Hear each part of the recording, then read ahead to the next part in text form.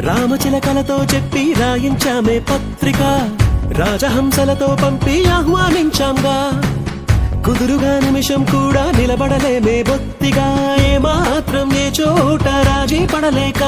చుట్టాలందరికీ ఆనందంతో కళ్ళు చెమర్చేలా, గిట్టని వాళ్ళైనా ఆశ్చర్యంతో కన్నులు వచ్చేలా. కలల్లోనైనా కన్నామా, కథలైనా విన్నామా, ఈ వైభోగం అపురూపం అనుకుంటానమ్మా.